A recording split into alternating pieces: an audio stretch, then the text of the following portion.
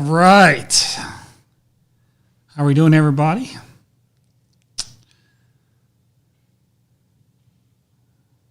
We're going to start here now. Let's start now. All right. Hi, everybody. John Meadows here. And it is live chat time. It's been 4 weeks, 3 or 4 weeks since we've done one of these. So it's good to be back. Hope everyone's been doing well. Let me give you a quick update on how I'm doing before I start diving into the questions. So my training has been going really well the last 2 weeks in particular, but the last week I have essentially felt totally normal. I feel very normal, like in a good way. My weight's about 215. When I went to the hospital, I was 225, 224. When I got out of the hospital, I was like 208, and now my weight has started to climb back up. So now I'm at about 215. I feel really good at this weight. I feel really healthy. So feeling really good. My strength's not where it was, but that's okay. We're not in any rush to make it happen overnight. But been feeling really good. My kids are, Alexander will be back here shortly for some yo-yoing. By the way, he started I'm going to say this a couple times. So Alexander started an Instagram channel, and I want to make sure I give you the right one. Meadows Gang 48. Meadows Gang 48. That's Alexander's. He just started it.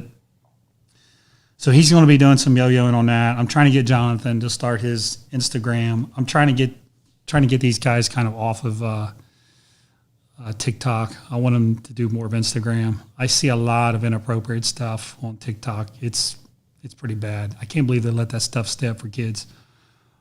But anyways, so kids are doing well. They swam this morning. They swim Monday, Wednesdays, and Fridays. Football is supposed to start in 3 weeks, but there's some real question marks in our community right now. There's talks of more quarantines and things like that. So we'll see what happens.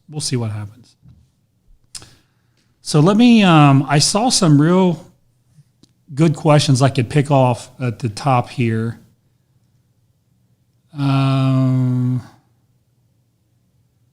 By the way, later today I'm going to do a video on what my current supplement regime is. And because people have asked me specifically about health supplements. I've added some heart stuff. So actually, when we're done with this live video, we're going to record that, and it'll go up next week sometime. So, because I see some supplement questions in here. I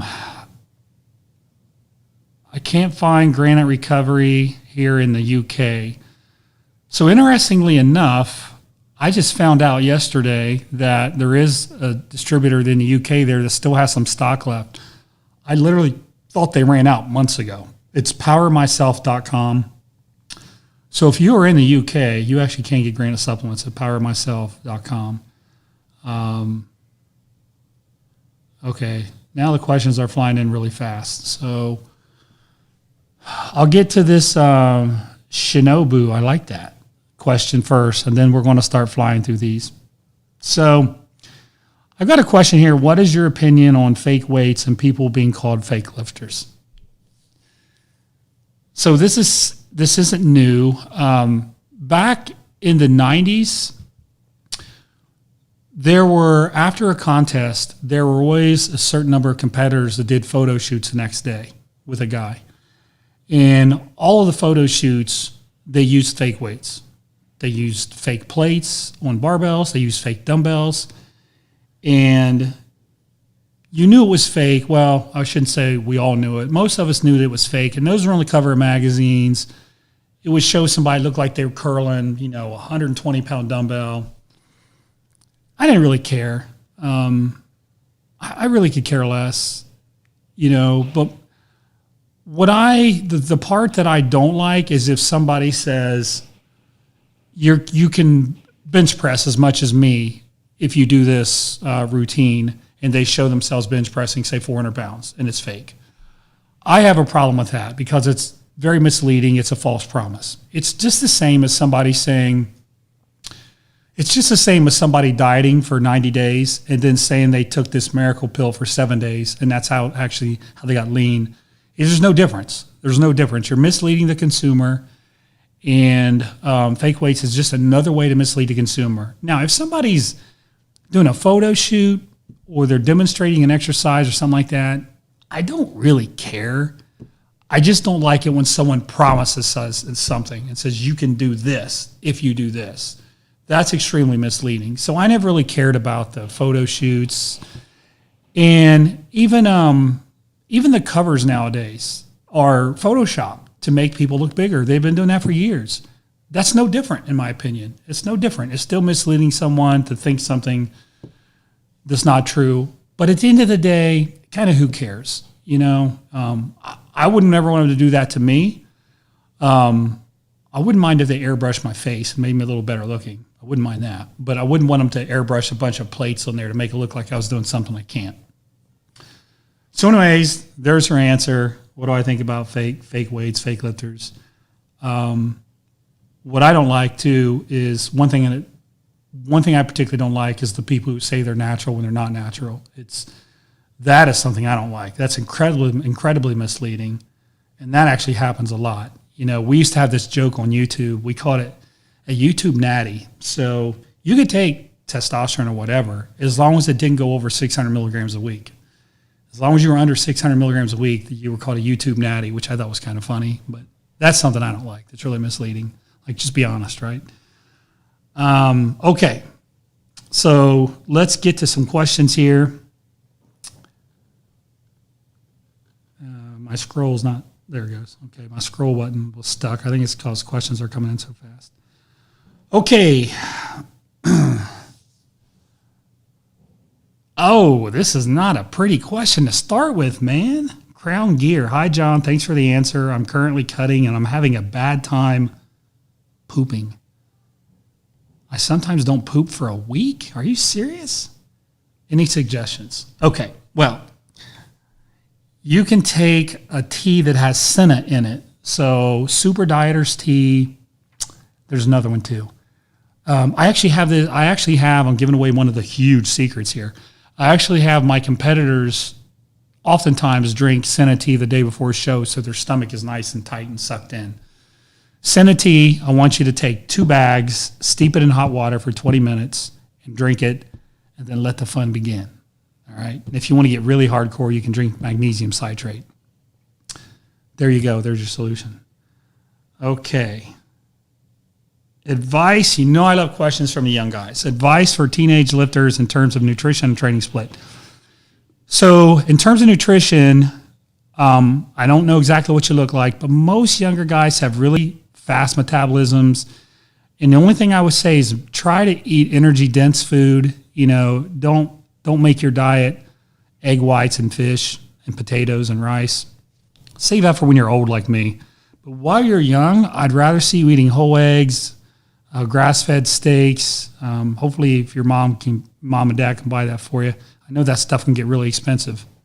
I wasn't in a position to buy that stuff when I was young, but my grandmother worked in a restaurant, and oftentimes the chicken that they used, the restaurant got the chicken for pretty cheap. And it was kind of the cheap chicken breast, the cheapest ones you can get, where you get like 50 chicken breasts in a bag and it's full of chemicals. But those were the chicken breasts she brought home for me. And then plus we got cheap eggs, 60, 70, 80 cents a dozen, and we would boil them and eat them. But just try to eat energy-dense food. And then for a training split, you just have to be able to recover. So don't get completely focused on how many times a week you do a muscle. Train a muscle, and when it feels recovered and you feel good, do it again. That could be once every 3 days. That could be once every 4 days. It could be once every 5 days. The perfect split is the one that you can recover from, okay? All right. Opinion on Dorian Yates HIIT training. So the concept of HIIT training in general, I like, but I've seen it get twisted more and more over the years. So first of all, I've been around a while, and I know people who are a lot older than me, who've been around even longer than me. And I know guys that trained with Mike Menser and those folks out in California. And what they would see Mike do was essentially do a lot of warm-up sets, and then he would do one hard set. And he would say, well, that's one set. Another guy could look at that, and they could say, well, you just did 3 sets of curls leading up to your 4th set. That's 4 sets, not 1 set. And he'd say, well, the only one I went to failure with was my last set. So it's 1 set. Now, if you look at a lot of my recent programs, not all of them, but a lot of my recent programs, I program very similar. I program how you get up to a hard set, and then you unleash. You go hard. You do one really hard set. Maybe before that, you do a set where you only leave 1 or 2, 3 reps in the tank, which I consider a working set. So maybe it's 2 sets. But my point is that now all of a sudden people think this HIIT training is you literally walk into the gym, you grab the bar, you put the right amount of weight on it, you go to failure, you go beyond failure, and that's your set. I mean, I hear people saying all the time, my workouts take 15 minutes, 20 minutes. And I'm going to tell you what that is. That's just a recipe to get hurt. If you're not climbing up to your top weight in a conscientious manner, then you're going to get hurt. So you can do that in multiple ways. So, and this is actually really important. So when you are heading up to your top set, let's say you want to do 10, a certain weight for 10, where you fail at 10. Well, you could do sets of 10 all the way up there. That's fine. You're just probably going to be a little fatigued when you get to that last set. That's quite a bit of volume. Or you could do maybe 2 high rep sets, like a 15 and a 15 with the first set or 2 to get warmed up, and then just drop your reps to 3 or 4 just to allow you to climb up to the weight. So let's think about, let's say you're a world champion bench presser. So maybe with 1 plate and 2 plates, you do 15 reps. But then when you get to 3 plates, you only do 3 or 4. 4 plates, you do 3 or 4. And then on 5 plates, you do your hard set. Okay, so that's the concept I'm trying to get you to understand. Is just how do you get up to that hard set? And a lot of my older programs, I would do like the straight sets of 10 all the way up, which was a lot of volumes, a lot of reps. And it's not necessarily a bad thing. In fact, I'd say it's not a bad thing, as long as you can recover from it. But my more recent programs, it's more of working up to that really tough set and then just unleashing, just giving it everything you got. And I think both of those methods will work. Okay, is question here from Kevin, is fruit juice or honey a good intro workout carb? I'm a big fan of raw honey. I like to put it in my rice post-workout. It's got digestive enzymes in it. It's really good. But I don't like food, and I would consider fruit juice and honey food intra. I don't like to put food in your stomach that requires digestion. The beautiful thing about essential aminos and clusterdextrin is it requires no digestion. Hit your stomach, boom, bloodstream. So it's not going to sit in your stomach and just sit there and draw blood into your stomach. So I'm not a big fan of fruit juice or honey intra-workout. I love honey. I think it's great post-workout, though. Put it on some rice, sprinkle in some raisins or something like that. It's really good. Fruit juice, I mean, if you're talking real fruit juice, it's okay. I don't like the cheap stuff. It's just high fructose corn syrup. I don't really see any benefit to that. But if it's a real fruit juice, it's actual real fruit. It is a high concentration of sugar, but I don't see an issue with that really post-workout if you want. It's not my thing, but it is a good way to get some carbs down, particularly if you don't have much of an appetite. Ken asked, any advice for not gassing out during heavy compound movements that restrict diaphragm movement expansion, like a barbell row or leg press? Yeah, when you wrote that, I was thinking, yeah, rows when you bend over. One of the things that I'm still having trouble with, and I don't know that it's anything different, but when I'm training now, I try not to get real out of breath. You know, I'm still kind of a little apprehensive about causing heart stress. But the thing that really stresses me out or that wears me out is rows, anytime where I'm bent over. So bent over dumbbell row, bent over bar, anything where I'm rowing is what I have a hard time breathing. And it's not just me, it's as Kian points out. That's just part of that movement.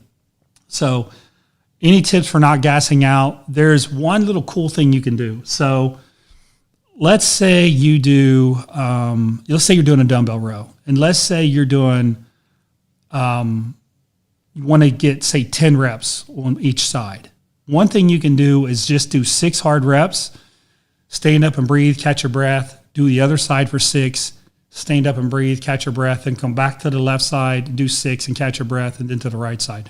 So instead of doing 10, you're actually doing 12 reps, but you're kind of catching your breath and you're not letting your cardiorespiratory system limit your muscular potential. So, if you're doing curls and you run out of breath, I would tell you you're just out of shape. You got to do more cardio. You got to do something to get in better shape. But if it's something bent over like that, even if you're in great shape, you're going to get out of breath when you bend over like that. So, and I always tell people too to do one side at a time. Like, don't be in a hurry to get to the second.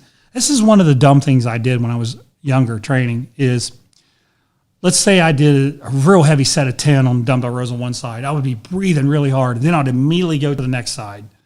Looking back, I think that was a bad idea. Why? What's the rush to get to the second side? There's no rush. In fact, you're just fatigued, so you're going to get less reps. You're going to be more tired. So that's one of the things that I think people assume when you do one side, you just immediately go to the other. Now, if you're doing a barbell movement, Ken, you could use the same approach. If you want to do a hard set of 10, you could do 6. Then you could take 5-10 seconds and then do another 6. That's really kind of a mini cluster set. That's what that philosophy is. It's a unique way to do a cluster set, but it allows you to kind of breathe and not let that be a limiting factor. And you get overall more volume. You get overall more reps. All right. Great question, Kian. So, hi, John. I'm from Athens. I'm 32, TRT dose of 150 mgs a week. Last blood work showed tests of 491 nanograms per deciliter. Free test 297. Can I expect noticeable muscle gain at all with these numbers? 491 is, so for those of you wondering, the normal testosterone range is probably 250 to 800 nanograms per deciliter. 491 is not, it's okay. If you probably feel good. I don't know that you feel awesome. Maybe you do, maybe you don't. I'd rather see that number up around 700 or 800 personally. So maybe with that 150, maybe just bump it up to 175. Can you gain muscle with those numbers? Yeah, you probably can. I'd still like to see that number up a little bit more though. So 150, that's a good moderate TRT dose, but you may want to do like 175, just a little bit to get you up into that 700-800 range. I think you'd feel a little bit better and you'd be able to grow a little bit better if you did that. Okay, so let me go.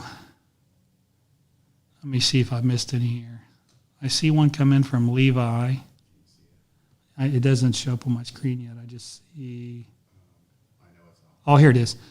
I know it's optimal to work every muscle twice a week. I want to include abs, traps, and arms, but in order to do that, my workouts go past 2 hours. What do you think about 7 days a week? I'm not a big fan of 7 days a week. I think everybody should get out of the gym and enjoy their life at least 1 day a week. Now, having said that, have I ever done periods of 7 days a week? Of course I have. And maybe you don't want to take a day off. I still like for people to get out of the gym for a day. So how do you do everything twice a week? I'm assuming you're doing push, pull, legs.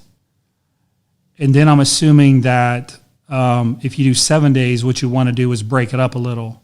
That's what I'm assuming. I could be wrong, but because you're wanting to do everything twice a week. So push, pull, legs, day off. So you're contemplating putting in that 7th day to maybe pull some of that out of there. What you could do, Levi, is you could pull the arm stuff out. So you would do chest and shoulders, back, legs, chest and shoulders, back, legs, and then on the Sunday or whatever that 7 days, you could do arms. Now, you don't think to yourself, well, now I'm not doing my arms twice a week. Yes, you are. You're doing your chest twice and your back twice. So you're definitely stimulating your triceps and biceps to a degree. So if I were going to go to 7 days a week, I would do chest, shoulders 1 day, back another day, then legs would be my 3 days. Do it again, then I'd make an arm day. And if you do legs, your arms are going to be a little rested before the arm day. But if you're doing arms on, say, Sunday, when you do chest and shoulders, you just got to understand your pushing exercise might be a little off because you might be a little tired from the Sunday workout on arms. So just keep that in mind, okay?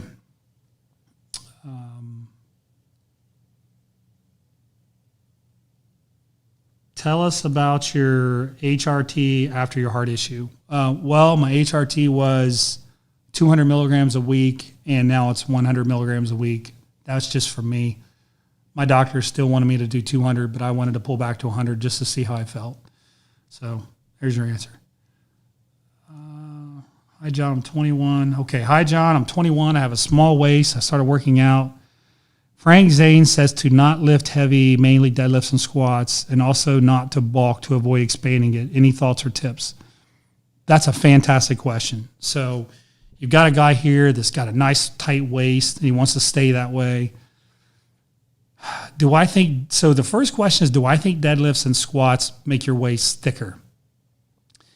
So if you're wearing a belt, I don't think so.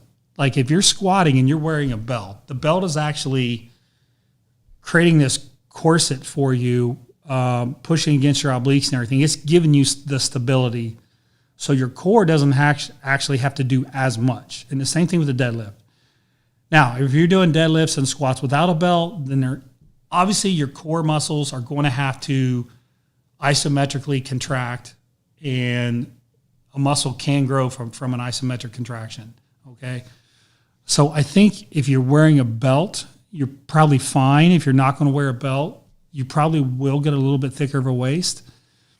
You don't want to do any direct oblique exercises. When I got into bodybuilding in the 80s, everybody was doing these side bends, right, where they hold a dumbbell and they pull and flex their obliques. Bad idea. I used to do those when I was younger. That was a bad idea. That just builds your obliques up. But an oblique is a muscle, just like any other muscle. So if you train it like that, it's going to get bigger. So I would avoid that. So I would not avoid deadlifts and squats. I would just wear a belt. Now, critics will tell you, well, then you're not going to have a strong core. Well, sure you can. You can do other exercises for your core. You can do reverse hypers for your lower back. You can do movements for your glutes. You can do abdominal movements, various versions of crunches. You can train your, the transverse abdominis, do some kind of breathing exercises. So you can absolutely train your core separately. So I never put much stock into that when people say, no, don't wear a belt. You won't train your core to get strong. Well, yeah, you can do plenty of other exercises to train your core. And to me, your core is your glutes, your obliques, your abs. You've got a muscle in your lower back that kind of fans out called your QL, your quadratum lumboris. Like all those things contribute to keeping that whole area tight. What's up, John? Just purchased recovery, EAAs, and protein. Thank you very much, RB. I appreciate it. The recovery, by the way, will be in the new bags. This is the new pre-workout, by the way. The recovery will be in the new bags here in 2 or 3 weeks. But this is the new pre-workout we just launched last week. This is Sour Power, and it is sour. And that's exactly how I wanted it. 100 milligrams of active teagreen, 6 grams of citrulline, 2 grams of betaine nitrate, 3 grams of alpha size. It's loaded. If you haven't ordered any Granite stuff, by the way, I have a code every week that I do this. It's Granite Strong 25, Granite with a capital G, Strong with a capital S, and 25. It's a 25% off code. It's good for one use, and it's the only 25% code out there. So Granite Strong 25, all one word. I would appreciate any support if you want to try some kind of elite level supplements. There's a question about the pre-work of the GX right there. I was wondering why you would do 4 weeks on, then 4 weeks off for the GX. For the high stem, it's higher in caffeine. I'm more 4 weeks on, 4 weeks off for the things that habituate, and caffeine habituates. So if you're taking a pre-workout and say it has 400 milligrams caffeine, your body will get used to it, and you'll have to take more and more and more. And I don't like that because that creates some issues with cortisol, your adrenal hormones, your adrenal glands. So I'd rather see people cycle on and cycle off. Now this one here only has 200 milligrams of caffeine, which is exactly the way I wanted it. It's only 200 milligrams of caffeine. But it's, at that low of a dose, I was trying to get under this threshold because I feel like when you're around 100, 150, 200 milligrams of caffeine, I feel like you can kind of continue that and it still works.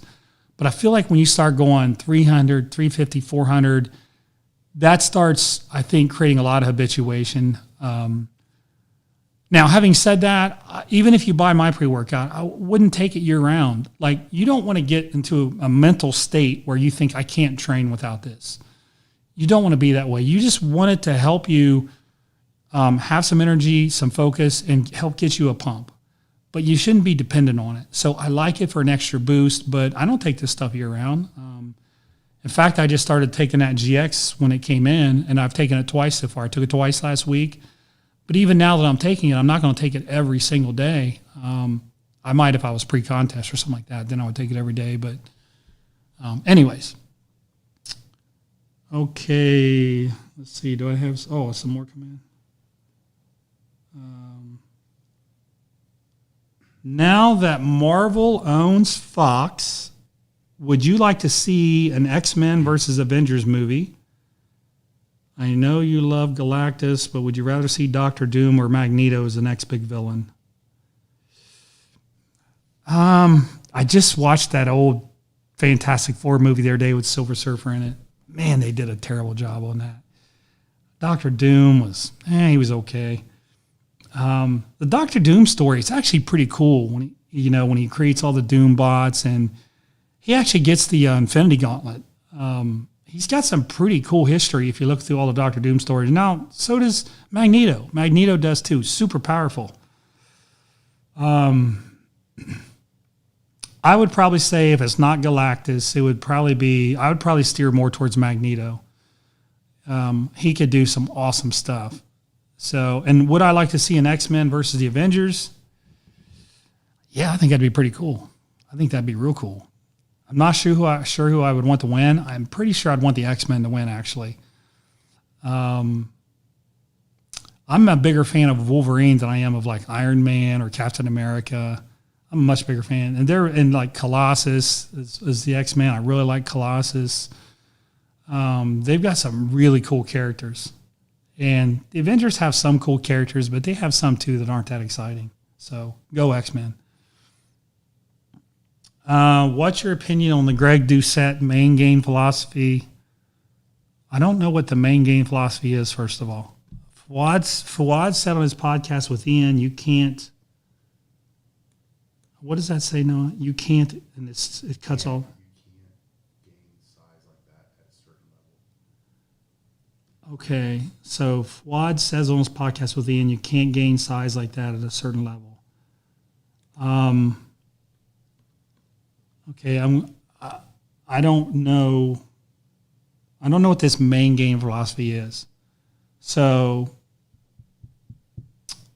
I'm having a hard time answering that. I don't know what that means. What is a main gain philosophy? I'll keep my eye open over here on the comments on the right-hand side. Tell me what this main gain philosophy is. And I don't know what this conversation was with Fuad and Ian.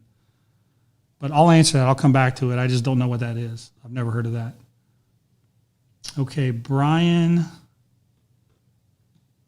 Okay. Brian, I'm looking in the TRT. I turned 44 in May. Test level was 236. That's not good. Any advice on how much test would jump me to 500 and above?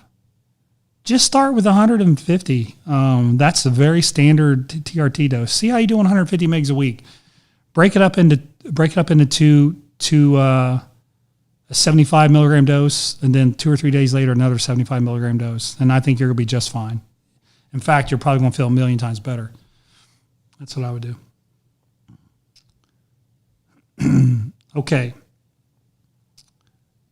Share your thoughts on 20 rep squats as they pertain to hypertrophy. Okay, Nate, good question. There's nothing magical about 20 reps.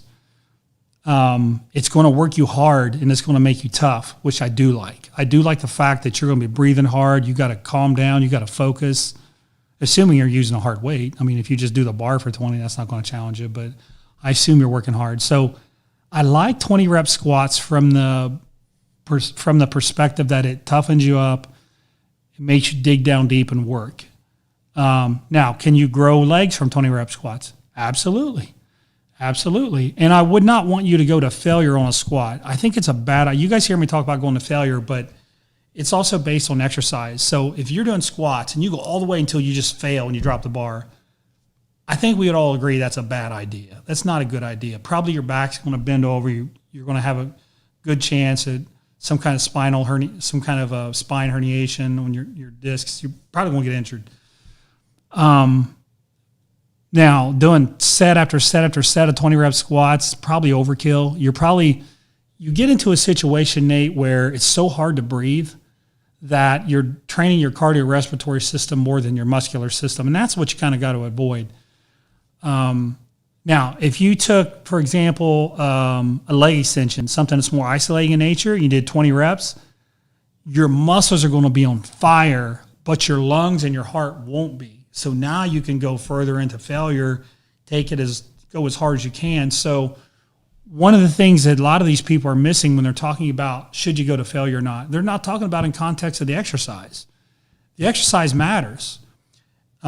Certain exercises I don't believe are meant to be done to failure. I think if you can do that if you want, but there's a very high injury risk, and there's also a risk that your cardiorespiratory system just can't even handle it once your reps go up. So do I like 20 rep squats? I wouldn't mind seeing you do those once a month, but I wouldn't want you to doing them every single week, multiple sets, hard. I think you're probably better off doing somewhere around 10, 12 reps on your squats. But I do like training in various rep ranges. So throw in some 6s and 8s, throw in some 20s. That's okay. But just don't rely on that rep range exclusively for a while.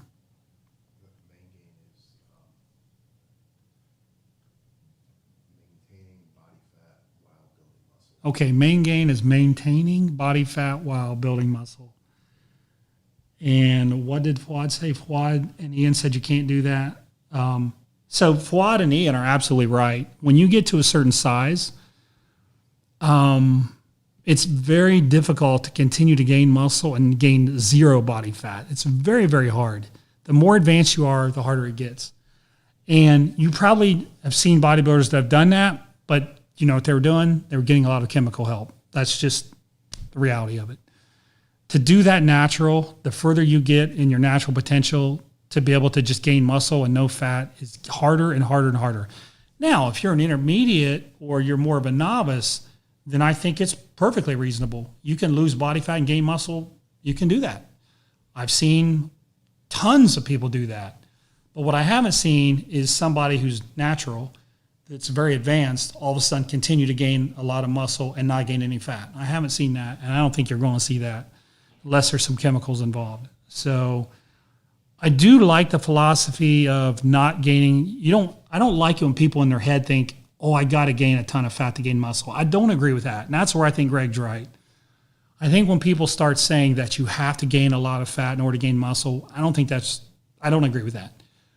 But gaining a little bit of fat to gain muscle, that's reasonable. Now, how much is reasonable? 12% body fat, maybe up to 15. I don't like for people to go any more than 12.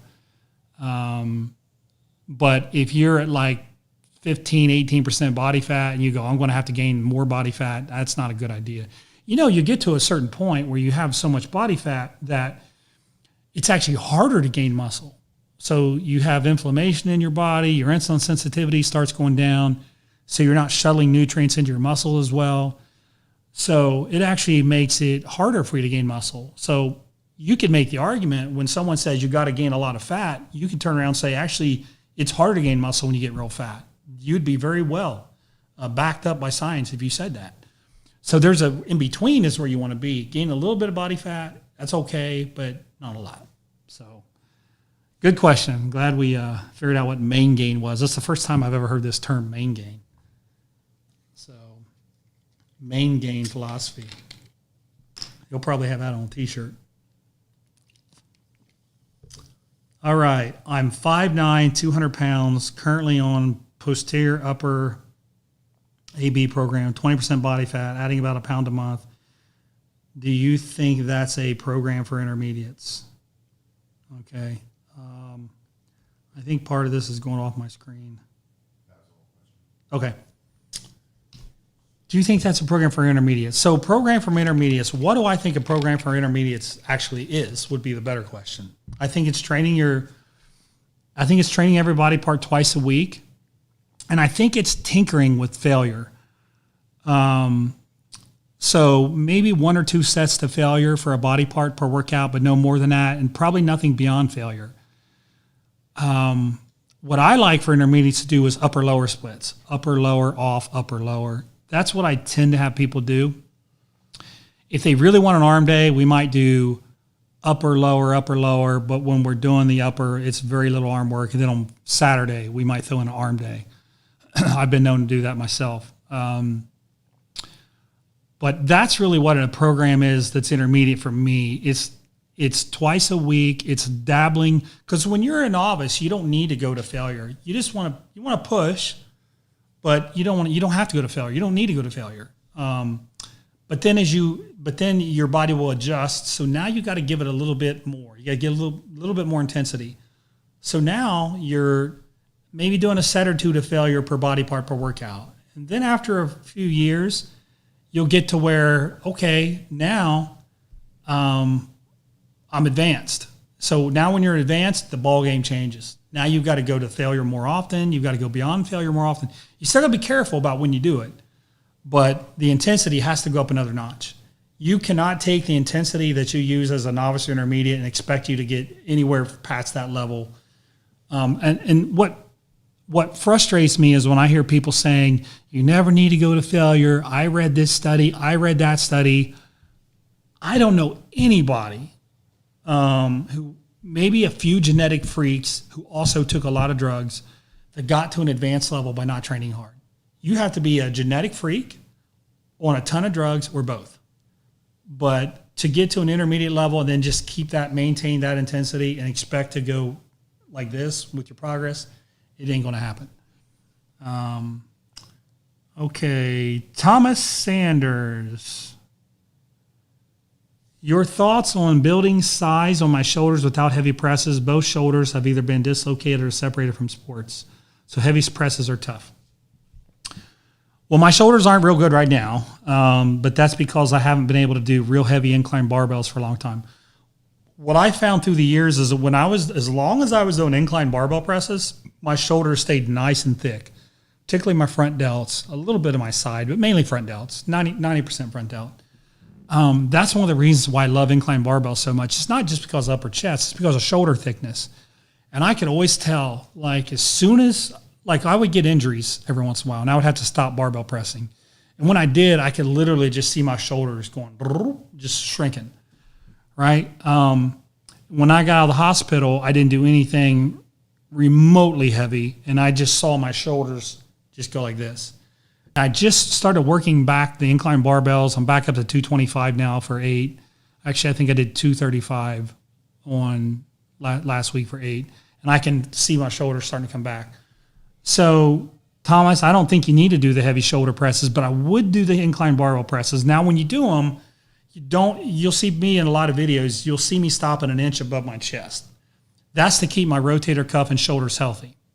Okay, so I would advise you to do that. You don't need to touch your chest with the bar. Forget the full range of motion. You can get a full range of motion when you do your dumbbell presses. Then you can get down really low. But on the barbell, stop about an inch above your chest. Keep tension on your pecs and just come just short of locking out. So you're working that sweet spot, that middle range of motion. That'll keep tension on your pecs and your shoulders, and it won't hurt. You'll find that your shoulders will still feel good. You won't hurt them. Also, keep your sternum up. If you start caving your sternum in like this, you're going to put pressure on your AC joint as you're pushing. And I've seen a lot of people injure their AC joint from losing their form. And that's why with barbells, when I tell people, don't go to failure, because usually what happens with a barbell, when people go to failure, they'll have good posture. And then the last rep they do, they're trying to squeeze that rep out and they flatten their chest out and they start doing this. And boom, AC joint goes. So make sure you do tons of rear delts. I recently just started cranking on my rear delts again. I can already see them coming back. Tons of rear delts and side delts. All kinds of lateral variations, okay? Posterior delts. If you do that, man, your shoulders will get nice and thick. Okay, Byron, looking for some secrets. I feel like the information we get from Mountain Dog are industry secrets. Oh, no, you're just, okay. The Insta Fitness guys don't share. Well, most of the guys, it's no disrespect to them, but they just haven't been around long enough to really pick up the things I've learned. And honestly, I do see some ego involved. I do see some people that kind of think they know everything. And I probably fell into that myself. When I was in my 20s, probably got a little full of myself, probably got a little cocky, thought I knew everything. Fortunately, I did have some smart people around me that helped me continue to learn. So, I don't know that my industry secrets are anything riveting, but I will tell you that if you just keep your mind open, you keep seeking out people who are experienced and know what they're doing. By the way, I think you guys all know that I love to keep up on science, but I'm not a prisoner. I'm not a slave to science. So if I see one study that says X with 6 people and it doesn't jive with what I've seen over 30 some years, I'm not going to throw out what I've done over 30 some years just because I saw a study with 6 people. However, I do like to keep up on science and what's happening. But the problem is reading a study takes a lot of time. You can't just read the conclusion. You have to really understand how the study was set up, because many times the way the study's set up, that's what drives a lot of the result. If the study was set up a little different, the result might be different. And many times the way these studies are set up, it's not the way you and I would do it. But you don't know that unless you really study the setup and so forth. So having said that, I don't have a lot of time to sit and read studies. I feel like to really dive into a study and understand it, it's going to take at least an hour, maybe 2 hours, to really get a good idea what's going on. I just don't have that kind of time when you look at all of them that are coming out. So I do have something, it's called XMen.com, and I have a link on my last video I did, the squat video. You put up a link on that, right? If you go into the, what's that note section called at the bottom? The description. So if you go into the description on the last video we put up, which some of you didn't like, I don't blame you. That's okay. You don't have to like all my videos. If you go into that squat video we put up yesterday and you go down the description, there's a link on there for a thing called XMen.com, and they summarize the studies. So they pull out all the studies, and it's personalized XMen. So when you get this service, you tell them the things that you're interested in, like it could be heart health. So all of a sudden the studies that have to do with heart health will come up. It's really cool. It's really cool. And the guy who runs that, I actually asked him if I could be a part of that, because I'm trying so hard to keep up with the literature and I just can't. But I trust those guys. There are other sites out there that have scientific studies and things, but they talk in circles, and I have a hard time trying to figure out what they're even saying. But so it's XMen.com. It's not free, and honestly, I do make some money off of it. I don't know if it's $5 or whatever. I don't really care. But for those of you who are interested in the science part, it is a great way to get a summary of things that you care about, broken down into a way that you can understand. And that's how I like to teach. I like to be able to understand something. I don't like to just sit there and fire out a bunch of big words that people don't understand. There's no point in that. That's just people trying to show other people how smart they are. But the really smart people know how to break this stuff down. And anyways, so XMen.com, personalized. It's at the bottom of the description on that last video I did.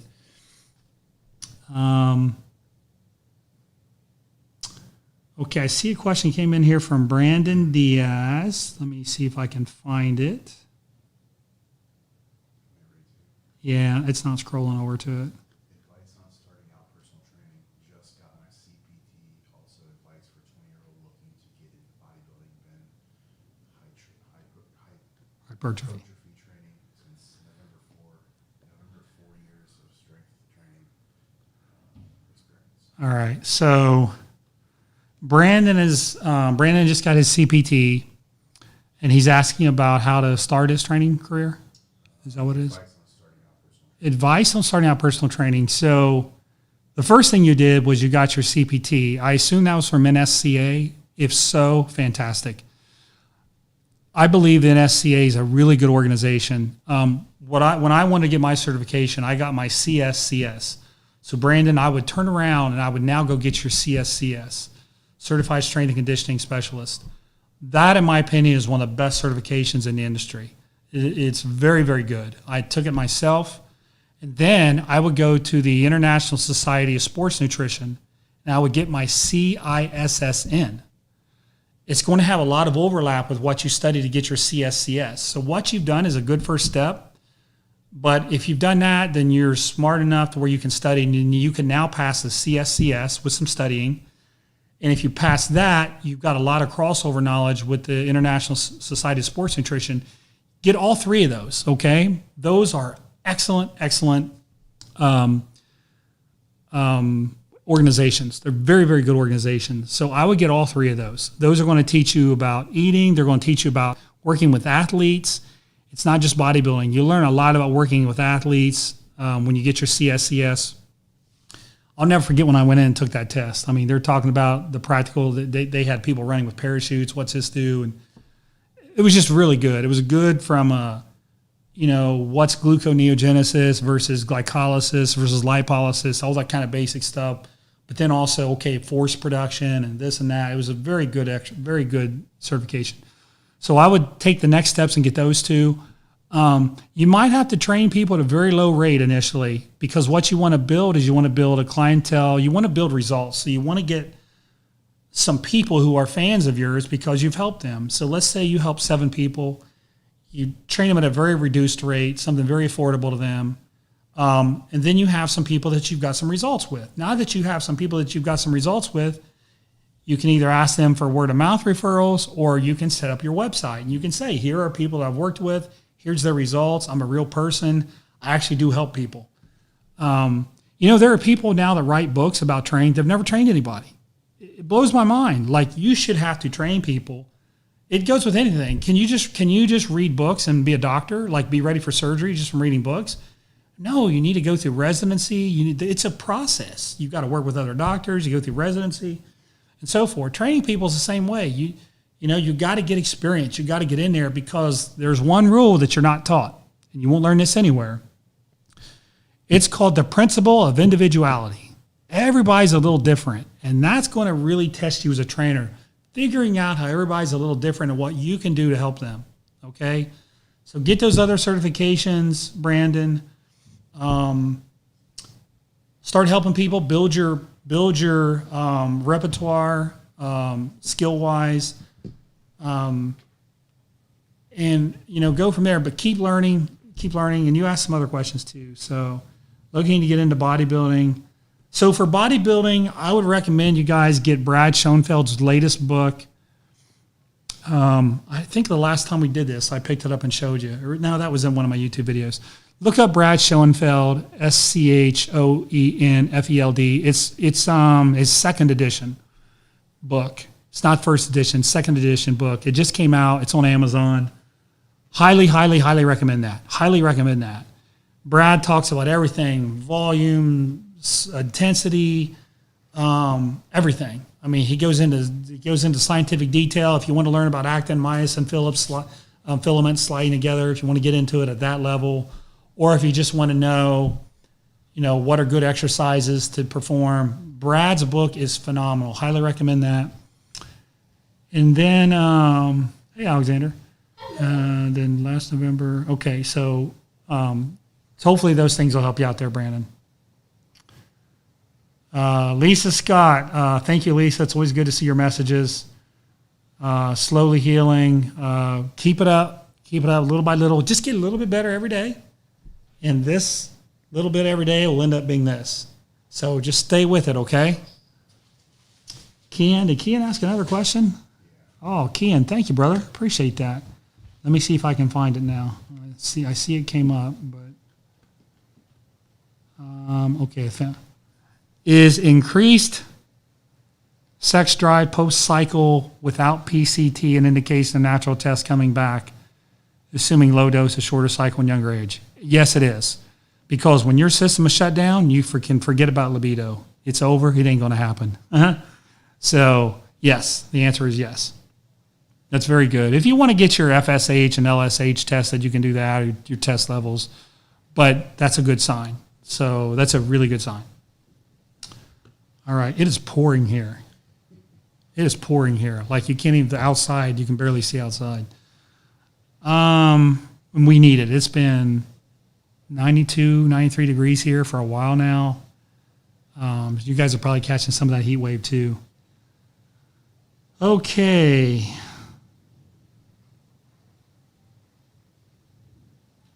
So Sam commented on Brandon's thing about certificates. You can get all the certificates in the world, but if no one knows who you are, you won't get business. He's right, but they, as Sam points out, they do provide credibility. You know, when I started my website, that's when I went and got my certifications. I knew the content, but it just provides a level of credibility. And but Sam is right. People have to get to know you, and that's why I said I want you to work with some people to help get your name out there, because now you have some positive, I call them test cases for my old days in project management, but you have some positive test cases where you can say, here's where we've had success. And you can put that on a website where those people can give you word of mouth references, and eventually that builds up. And now you have the beauty of social media. I didn't have the social media when I started training people. I went strictly on word of mouth. What I did every year, you'll think this is funny, I would put one guy in one of the shows here, a national qualifier. Then I would put one guy into Mr. Ohio. That's all I did. And every year at the Mr. Ohio, my guy would win, okay? And then people would come to me and they'd say, oh, you work with a guy who won. Can I work with you this year? It was just straight word of mouth from taking one guy every year to the Mr. Ohio, and that guy would always win. So now you have this social media opportunity to post. You know, here's somebody I've been working with. Here's the before and after. So take advantage of that. All right, what else we got here? What's that? Good. Okay. Okay. This is a tough one. Hi, John. Can someone as tall as me? I'm 6'4", still growing. Expect to get bulky naturally. A lot of times with longer length limbs, like your femur, your humerus, it's hard. It takes you longer to fill out. It's the old Arnold versus Franco, right? It took Arnold longer to fill out, but once he filled out, he always beat Franco. Yes, it just might take a little longer. There's no reason why a taller guy can't be big. Look up a guy named Ralph Moeller. He was in the movie Gladiator. You remember the blonde-haired guy in Gladiator that was a real good fighter, and he was friends with Maximus, and then at the end they finally got him. They shot him full of arrows. That guy was actually from Germany, and he was in the 1986 Mr. Universe, I think it was. He was in the top 5. The year his partner, a guy named Peter Hensel, actually won the class at the Mr. Universe. Anyways, he was, I want to say 6'6". Of course, Lou Ferrigno's really tall. So it may take you a little bit longer, Eddie, but when you get there, you're going to look crazy impressive. When I started training at World Gym East, which is a bingo place now, there was a guy in there that looked like Steven Seagal. He looked exactly like Steven Seagal. Hair, everything. He was about 6'6", and he had probably 22-inch arms. And that dude was one of the scariest looking dudes I've ever seen in my life. I also used to train one of Arnold Schwarzenegger's bodyguards. I actually grew up with a guy. He's not Arnold's bodyguard now, but he was for years. And then anytime he would come in, once he became governor, Arnold got his own force. But before he was governor, my guy was one of his lead bodyguards. He was about 6'6" too. And he had big 21, 22-inch arms, and he was scary. So, Eddie, it may take you a little longer, but, man, when you get there, you're going to look like a beast. People see me, and they say, who's that little midget? But when they say you, they're going to be like, man, that dude's impressive. Okay. Tips for taking care of your biceps, avoiding tendonitis, comes from Stefan. I've said this many, many times, and I really believe it 100%. Ease up on your weight when you're curling. Don't try to, I know the cool thing to do is try to set PRs, and it is on other stuff, but not on biceps. Don't try more and more and more weight. These tendons right here can get inflamed really easy. You will get tennis elbow so easy. It's called lateral epicondylitis from heavy weights.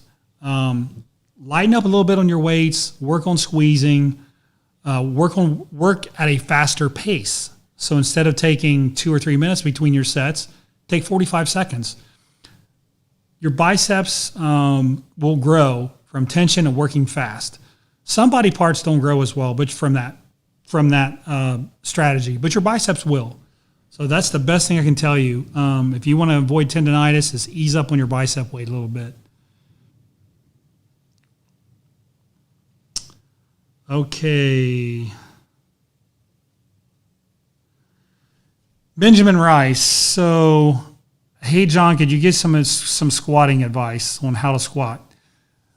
First of all, I would watch the videos we did with Dave Tate. By the way, what did you guys think of the videos we did with Dave Tate last week? I got a lot of good feedback on it. As you saw, Dave hates the deadlifts, but he liked the squat and bench press. We had a lot of fun making those videos. So in terms of squatting, Benjamin, first thing I would say is not everybody's built to squat, man. I know a lot of guys that it just doesn't feel right for them. It just doesn't. And you can say, well, the mobility in their ankle is X, and their hip flexors are so tight, and this and that. Look, man, some people just don't have the structure, the joints, the connective tissue to just feel good in a squat. And I think it's poor coaching to assume everybody should squat with a barbell. Now, what is my favorite exercise? It's a squat. I love squats, but I'm not so into squats. I think it's equally as good for person A as it is for person B. Person B may do great laying down on a leg press and just pushing with their legs on a leg press. There's nothing wrong with that. If you got really long femurs, and a really long spine, you don't have the same form that I have. I have a short femur. I have wide pelvic girdle. So I sit into a squat like nothing. Like it's perfect for me. I can just drop right into it. My spine is flat. It's neutral. My shins are just a tad bit over my foot. I'm lined up perfectly mechanically, but it's because of my structure. It's not because I'm such a great squatter. I'm just built to squat. So the first thing I'll tell you, Benjamin, is don't assume that you have to squat. Now, are there some things that you can do to help with your squat? Sure, absolutely, but it would depend on your structure. If you're a tall guy, you're probably going to want your feet out wider. If you have a really long spine, you may have to change the bar. Maybe you don't go high bar. Like I go high bar, but I'm short. If you go high bar, you might fold over to the bottom. You might hurt your lower back. You might have to go a little wider and do a lower bar. So it depends on your structure. You just got to squat for your structure is about the best way I can say it. Landon Hicks. We got a question from Landon the last time, didn't we? I remember you. Are you in Pickerington? Are you one of the Hicks boys? Did your dad coach? I'm 13, 5'6", same height as me. I'm about 130 pounds. I've weight trained for 1 month. I'm around 14, 15% body fat. I gained 26 pounds of mostly muscle since last year. Do you think I have good genetics? I don't see any reason why you don't. It sounds like your test levels just naturally started occurring. Coming up as a young man. That's about the right age. Landon, that's good progress, buddy. Just keep it up. What I want you to really focus on is your form when you're training as a young man. I want you to really get good form. I was in the gym last week, and there was a guy training, young guy who's going to be a stud football player, by the way, but his form was really bad. Like, he was really bad. I could see him hurting himself. But he was trying to lift as heavy as he possibly could, and he couldn't really lift the bar by himself. He needed help. So I walked over there, and I said, hey, let's try this, this, and this. Don't be that guy. Use weight that you can manage. Use weight that you can maintain good form. When you're bench pressing, don't drop the weight and bounce it off your chest. When the weight's coming up, don't be wiggling all over the bench and going like that. Don't do that, okay? So watch a lot of my exercise index videos, Landon. Make sure you're nailing your form. It sounds like the weight's coming, the muscle's coming, so the strength will come. The strength will come. And when you're really young, you have this cool thing called newbie gains. And it's where you guys hear that thunder? It's where you hear. Newbie gains are where your neuromuscular system, it gets more efficient, so your brain talks to your muscles better. The better that gets, the more strong you get. You just get stronger and stronger. So use good form, and Landon, you're going to do great, buddy. He's not from Pickerington. Oh, man. Okay. I put muscle on my arms very easily. Okay, I put muscle on my arms very easily, but cannot build my chest Everything I do just seems to hit triceps. Crossovers work the best, but I cannot get the mass I want solely from them. Suggestion. Okay, so your triceps are taking over. What you may want to do is widen your grip. When you're doing your barbell work, just widen your grip so you don't have quite as much triceps. Go all the way down, but only come up 3/4 of the way. Forget locking out. That's mostly tricep when you lock out, okay? So work the bottom range more so it's more pec.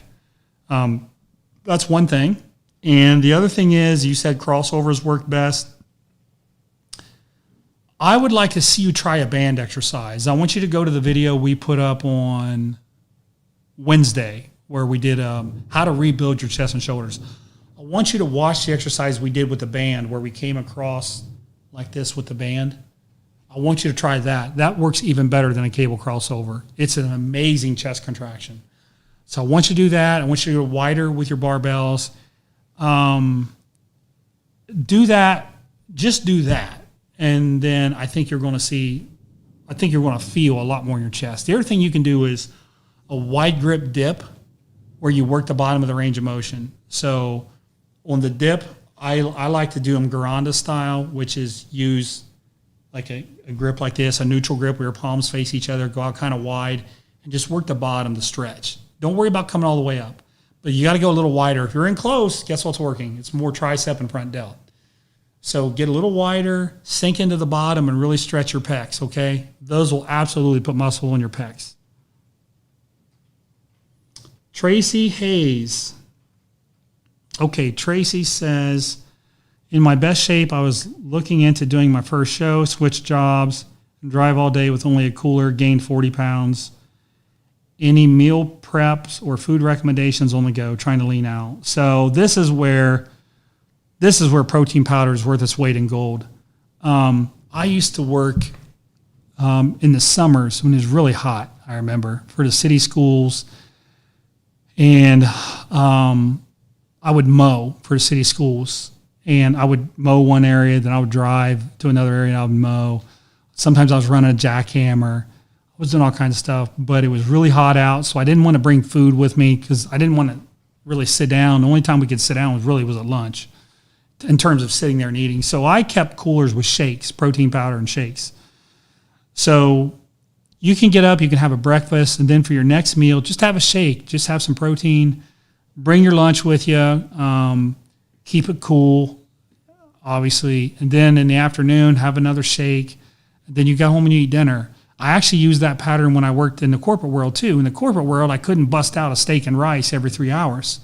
So I did the same thing. I had breakfast, Tracy, and then I had a protein shake. If I was trying to gain weight, I'd eat a handful of nuts, but generally I just had a protein shake. I put it in a Starbucks cup. Everybody else was sitting around drinking coffee, Starbucks, so I just put my protein in a Starbucks cup and drank it. Then I would have lunch there in the building where I worked. And then in the afternoon at 3 o'clock, I'd have another shake. So the shakes are convenience. They work really well. I'm really proud of our Granite protein shakes, by the way, if you want to try them. The salted caramel is our #1 seller. It's unbelievably good. Chocolate's good. It's a blend of whey. It's 90% whey and casein. So it shakes up, but it's filling too. So when you drink it, you're not starving again a half hour later. And that was the one. And plus I put digestive enzymes in mine. A lot of these protein powders now, you drink them and your stomach gets bloated and upset. I don't want any of that. Plus, a lot of people don't carry a blender around with them, so I wanted something you could shake up in a shaker, drink it, taste good, and still feel some satiation. So that's the kind of structure I would get.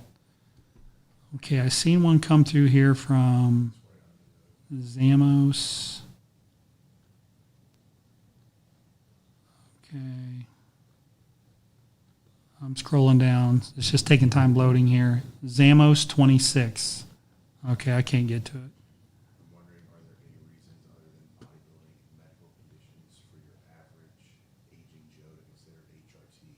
Will it provide quality of life as you age? Is it worth it? Okay, so Zamos is asking for those who aren't bodybuilders, or you have a medical condition like low testosterone, should you consider TRT? when you say medical conditions, that's the number one thing that TRT is for. It's for when you have low testosterone levels. Low testosterone levels make you very prone to depression, heart disease, and even becoming a diabetic. It even leads to insulin resistance. There are a host of issues that come from low test levels. Having low test levels is more dangerous than having high test levels. In fact, high test levels, up to a point, are negligible in what they even do to your health until you get crazy, you get nuts, which some people have done. But is it worth it? So I've got mixed emotions on that. I would never tell you to take something when you don't need it. Like if your test level is, say, 700 and you feel awesome, then I wouldn't do it. Because what happens is when you take it for a while, your own system shuts down, then you have to take it. So then you're in a position where even if you wanted to stop, you might not be able to. So if you don't need it and you feel awesome, then I wouldn't bother. But be aware as you get older, hormone levels change. That's just a fact of aging. There's no escape from your hormone levels changing. So at some point, they are going to change, and you're going to you might want to consider it, because low test levels, I'm telling you, I've been there. It is the worst feeling in the world. It is not a good feeling. I wouldn't wish that on anybody. Okay, let's see. What else? Danny P, he didn't ask a question, he just did a super chat. I don't know if we forgot to type something. Okay, Danny P, we didn't get your question, buddy. But if you have a question, go ahead and fire it through here.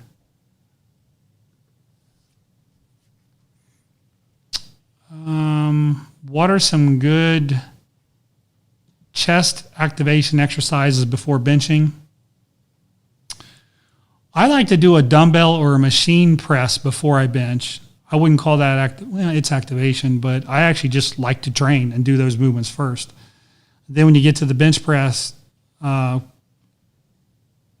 your joints will feel better. You'll feel it more in your chest as opposed to your connective tissue. If you bench and the next day all your soreness is right here, that's not good. You want the soreness to be in the muscle belly. And that's one of the things I always tell people to look at. Like when you do a heavy bench press workout, where are you sore? If you're just sore up in here where the pec tendon sits, that's not good. You want the soreness to be in the muscle belly.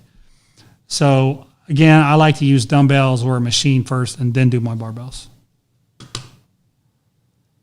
Okay, what else we got here? I've got a couple more minutes, guys, and then I'm going to have to run.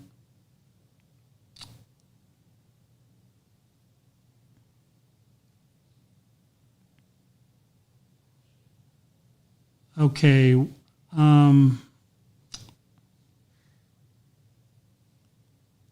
These are coming in so fast, I'm having a hard time reading them. Hi, John. What was it?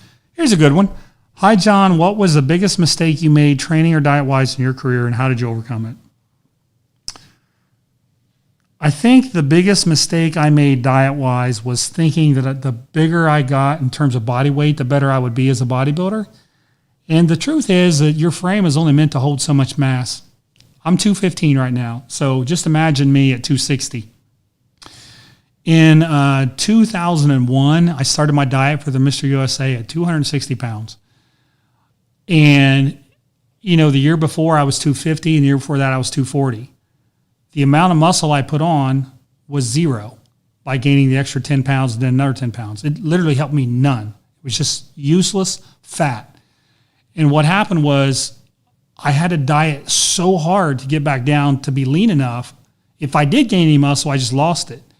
I had to do so much cardio and take my carbs so low. So anyways, fast forward to 2004, and I only went up to 235.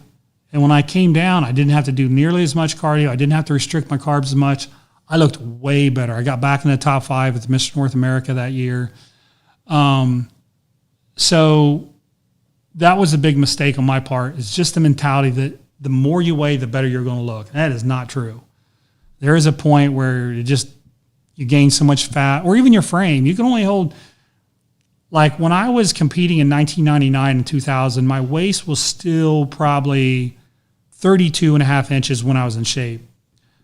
But then when I continued to gain a lot of weight, then my waist would be, if I let my weight go up, it would be bigger than that when I came down. So I feel like it even had a negative impact on my waist. So don't think that don't think it's all about the scale. All right. The mirror is always going to be your best tool. So, I'm not saying to be afraid of gaining a little bit of body fat, but I'm also saying that if all you care about is the scale, it may not be a good approach for you. It certainly wasn't for me. That was the biggest mistake I made. Okay, let's get her wrapped up here. Oh, 2 more come in. Okay. Oh, here they are. So, Zamos 25. Thank you very much. I appreciate it. And what's the last one here? Just want to thank you for the Q&As and the info. Okay. All right, guys. Well, we went a little bit over, but as always, it was fun. I missed you the last 3 weeks.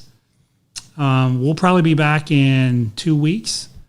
So just a couple advertising things again. Remember my company, Granite. Granite Strong 25 is the code if you want to check out some of our supplements. Capital G, capital S, 25, Granite Strong 25. And then again, if you are interested in really good summaries of science, look on that description of the video we did yesterday at the bottom where it talks about personalized exam and get hooked up with those guys. But that's it for now. Thanks for watching, and we'll be back next week with a lot more videos.